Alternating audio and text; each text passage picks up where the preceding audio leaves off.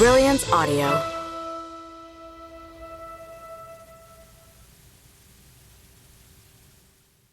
Believe Me by Dreda Mitchell and Ryan Carter, performed by Selena Scott Benin. The child didn't know where they were going in the dark. He only knew it meant danger.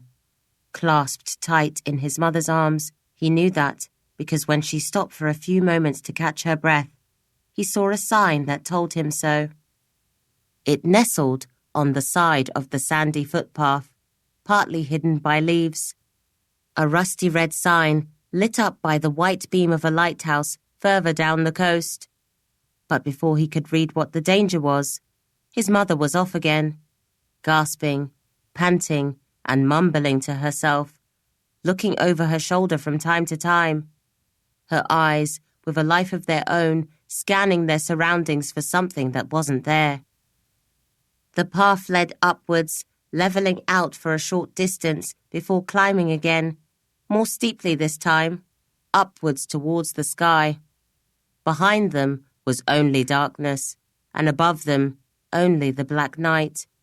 Somewhere nearby was the sea, but it wasn't the sea he knew from his many visits to the beach, where he'd played and paddled, the one where he'd hurried back to the sand if a gentle wave caught him by surprise, the one that had the sun shining on it.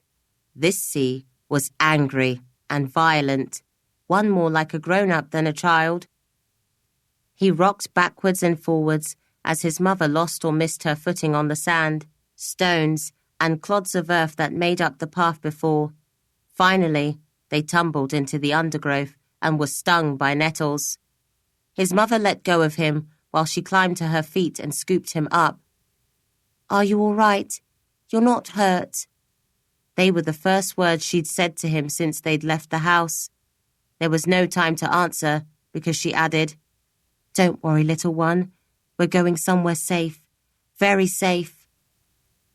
When he told her about the red sign that said danger, she merely laughed and set off again, upwards and upwards towards the night sky, until they weren't climbing anymore, and the path came to an end.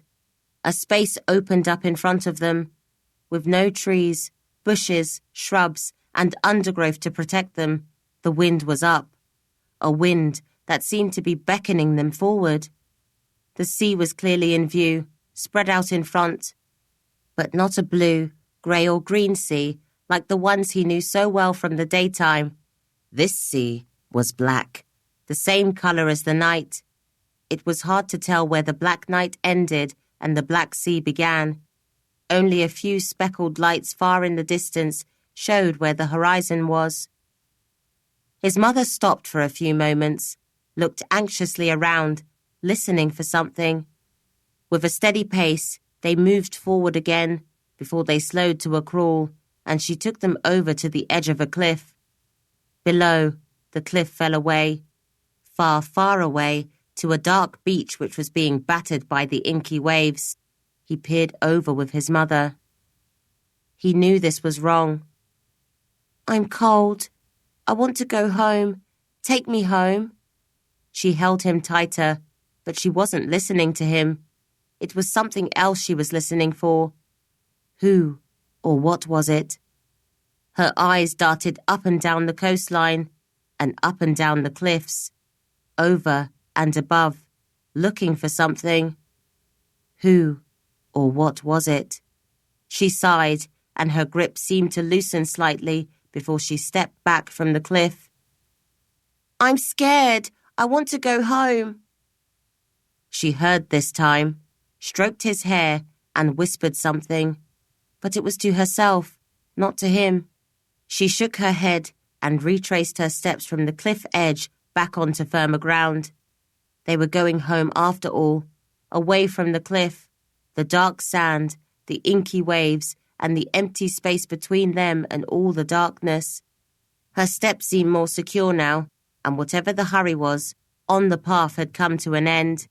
Now that they were going home, it was safe to shiver in the cold. But a decision was made, without the little boy being told. Without any warning, his mother moved forward again, back towards the cliff. on the edge, with a piercing scream, and him nestled in her arms. She jumped.